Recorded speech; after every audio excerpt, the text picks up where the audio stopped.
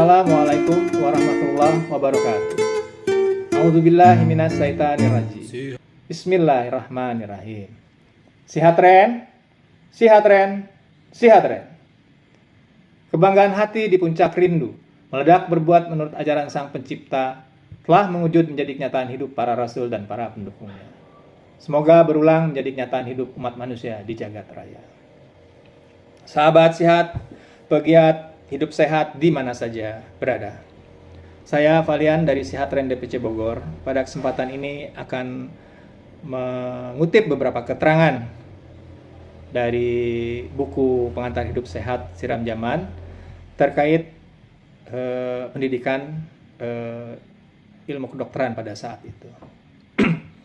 Pendidikan abad ke-12 dan ke-13, gelombang besar melanda aktivitas kedokteran. Ketika para dokter dari seluruh dunia muslim mengejar karir institusi medis di Damaskus dan Kairo.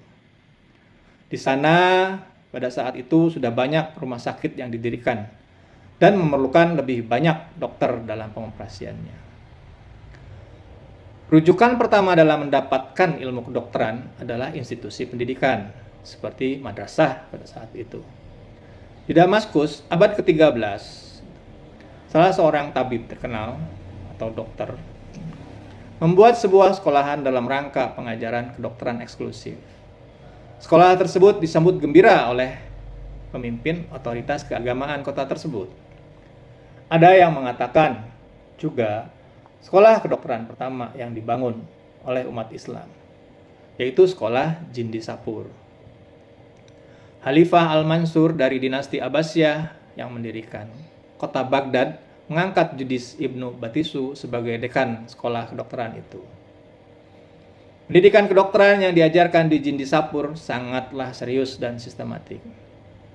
Pendirian madrasah sebagai lembaga pendidikan yang tidak hanya mempelajari bidang keagamaan mulai gencar pada abad ke-14 pada era Utsmaniyah hingga Sultan Muhammad berkuasa. Madrasah tersebut banyak mencetak tidak hanya ulama saja, tapi seorang ilmuwan, banyak ilmuwan juga. Dokter-dokter pun banyak terlahir dalam pendidikan ini. Pendidikan era Utsmani ini mempunyai konsep dan metode khusus dalam mendidik tenaga medis. Selain sudah memiliki tabib yang dikenal spesialis penyakit pada era itu, ternyata dalam era Utsmani, pendidikan kedokteran tidak hanya dilakukan di gedung sekolahan, tapi di sebuah rumah sakit yang memang ada khusus tempat bidik calon dokter. Bedanya dengan madrasah, di rumah sakit tidak hanya diajari teori-teori seputar kedokteran, tapi juga praktik medis langsung. Sedangkan madrasah lebih banyak mempelajari seluk-beluk kedokteran secara teoritis. Rumah sakit merupakan salah satu prestasi institusional terbesar masyarakat Islam abad pertengahan. Antara abad ke-9 dan ke-10, 5 rumah sakit dibangun di Baghdad. Rumah sakit paling terkenal adalah Rumah Sakit Adudi yang dibangun di bawah pemerintahan Buyudiah pada tahun 982 Masehi. Setelah periode ini, jumlah rumah sakit meningkat signifikan. Ketika institusi terkenal seperti Rumah Sakit Nuri di Damaskus, yaitu pada abad ke-12, dan Rumah Sakit Al-Mansuri di Kairo pada abad ke-13 dibangun bersamaan dengan rumah sakit lain di Kairawan, Mekah, Madinah, dan Rai. Institusi-institusi medis terbuka bagi semua orang yang memerlukan pengobatan atau memang mau membeli obat atau membutuhkan obat. Tidak memandang gender, ras, kelas, orang miskin atau kaya, atau agama. Perawatan medis bergerak secara bergilir ke pelosok-pelosok desa dan juga melayani pengobatan para narapidana. Sistem peraturan dan manajemen rumah sakit juga telah diterapkan. Dengan adanya pemisahan antara pasien wanita dan laki-laki, jadwal kerja para dokter. Terdapat seorang administrator kepala, seorang kepala staf yang memiliki wewenang menjalankan operasi medis. Beberapa rumah sakit tersedia tempat pendidikan, perpustakaan, dan juga ruang-ruang khusus operasi atau pembedahan. Regulasi yang telah terorganisasikan secara sistematis juga didukung dengan sarana-sarana lainnya, seperti muhtasib atau supervisor pasar ya, yang merupakan pegawai publik, berwenang untuk memberikan perlindungan melawan praktek curang. Manual Hizbah disusun untuk menjelaskan kewajiban muhtasib.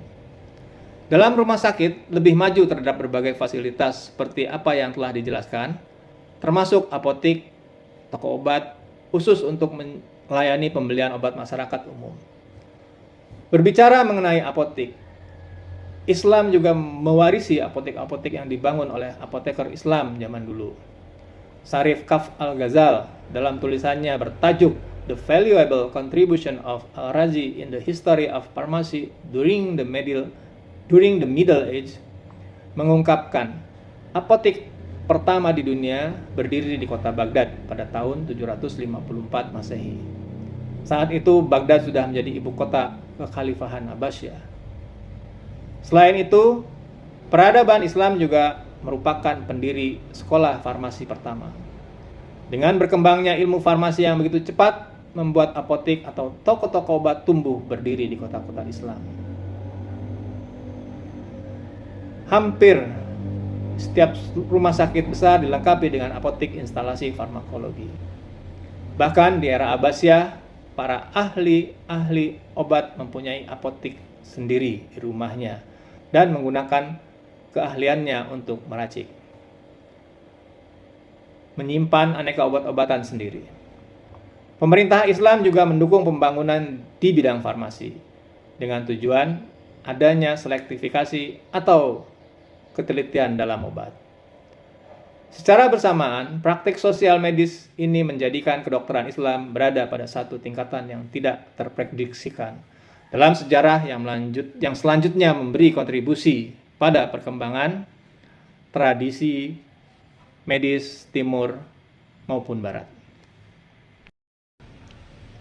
Etika kedokteran dalam praktik pengobatan dan perawatan, pada pasien perlu diterapkan etika. Para dokter harus memiliki sikap tersebut dalam menjalankan profesinya itu.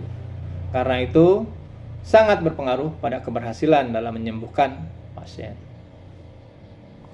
Selain sikap itu, khusus untuk menjaga nama baik atau keprofesionalan seorang dokter, sikap-sikap etis dokter juga berkaitan dengan psikologi pasien.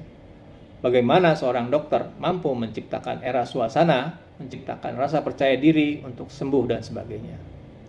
Profesi dokter yang disandang seseorang sangat terhormat di mata pasiennya.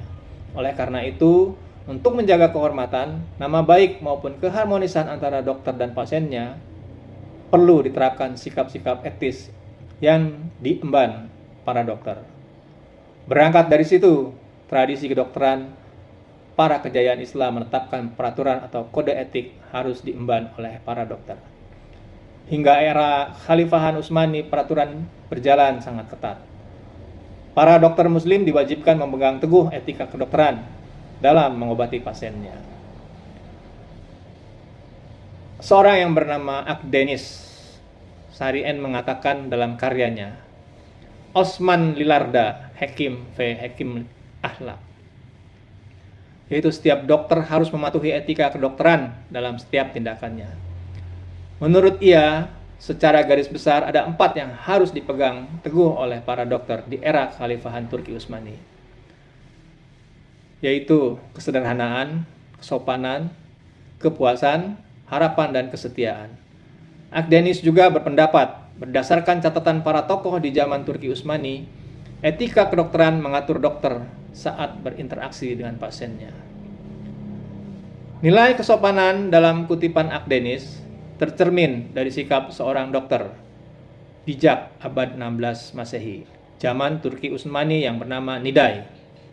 Nidai menasihati pasiennya ketika memuji dirinya setelah berhasil menyembuhkan, bahwa Allah lah yang sebenarnya menyembuhkan. Nilai kesetiaan disarankan dokter terkemuka era Turki, Fasim Abbas, bahwa dokter harus setia dengan pasien dalam pengobatannya, walaupun pasien bertindak tidak baik. Dalam nilai kepuasan, ia juga menuturkan bahwa seorang dokter harus merasa puas terhadap keberhasilannya mengobati dan menyembuhkan pasien tanpa ambisi mendapatkan uang. Begitu juga rasa optimisme, seorang dokter tidak boleh menyebabkan pasiennya mengalami keputusasaan. Seperti yang diajarkan dokter abad 15 Masehi, Ibnu Syarif, dokter harus mengembangkan dan menumbuhkan rasa optimisme pada pasiennya. Bahkan tidak boleh memberitahukan terkait kematiannya. Tapi dalam karyanya Tip Deontologis, Profesor Neil tampaknya menunjukkan kesannya. Menurut Profesor Neil, di zaman modern ini telah terjadi perubahan yang begitu besar. Akibat pesatnya nilai-nilai moral yang dipegang oleh dokter mulai terkikis dan tergantikan dengan nilai-nilai baru. Berbeda dengan ungkapan Beckham LT dalam karya Childress FG, yaitu Principle of Biomedical Ethics. Pada abad ke-20 Masehi, kemajuan besar telah dicapai di bidang studi etika medis. Etika medis saat ini terkonsentrasi pada pemecahan pilihan moral sesuai dengan prinsip-prinsip etika dan peraturannya. Kesimpulan, kedokteran adalah bagian penting dari kebudayaan Islam. Pada abad pertengahan, sebagai kondisi atas keadaan waktu dan tempat mereka, maka para dokter Islam mengembangkan literatur medis yang kompleks dengan meneliti dan menyintesis teori dan praktek kedokteran. Kedokteran Islam dibangun dari tradisi, terutama pengetahuan teoritis dan praktis yang telah berkembang sebelum Yunani, Romawi, dan Persia. Bagi para ilmuwan Islam seperti Galen dan Hippocrates yang merupakan orang-orang unggul, kemudian disusul oleh para ilmuwan Helenik di Iskandaria, para ilmuwan Islam menerjemahkan banyak sekali tulisan-tulisan Yunani ke bahasa Arab dan kemudian menghasilkan pengetahuan kedokteran baru dari tulisan-tulisan tersebut untuk menjadikan tradisi Yunani lebih mudah diakses, dipahami, dan diajarkan kepada para ilmuwan Islam. Para ilmuwan Islam mengusulkan dan menjadikan ilmu kedokteran menjadi lebih sistematis dengan cara menulis ensiklopedia dan ikhtisar. Pembelajaran ilmu kedokteran Yunani dan Latin dipandang sangat jelek di Eropa Kristen pada abad pertengahan awal. Dan pada abad ke-12 setelah adanya penerjemahan, Eropa pada abad pertengahan kembali mempelajari kedokteran Helenik, termasuk karya-karya Galen dan Hippocrates. Bahkan kedokteran karya Ibnu Sina mampu memberikan pengaruh yang setara atau bahkan lebih besar di Eropa Barat, yang telah diterjemahkan ke dalam bahasa Latin dan dibuat manuskrip lalu dicetak dan disebarkan ke seluruh Eropa. Selama abad ke-15 dan ke-16 saja, karya tersebut diterbitkan lebih dari 5 kali. Di dunia Islam, abad pertengahan, rumah sakit mulai dibangun di semua kota besar. Misalnya di Kairo, yaitu rumah sakit Kalawon, yang memiliki staf pegawai yang terdiri dari dokter, apoteker, dan suster. Orang-orang juga mendapat akses apotek dan fasilitas penelitian yang menghasilkan kemajuan dari pemahaman mengenai penyakit menular dan penelitian mengenai mata serta mekanisme kerja. Sahabat sehat, pegiat hidup sehat di mana saja berada. Demikian beberapa keterangan yang saya sampaikan, yang saya telah kutip dari buku pengantar hidup sehat Siram Jamal. Semoga bisa bermanfaat bagi sahabat sehat semua. Kita akan jumpa lagi pada episode yang akan datang. Akhir kata, saya ucapkan alhamdulillahilladzi lahu ma fis samawati wa ma fil ardh wa lahul hamdu fil akhirah.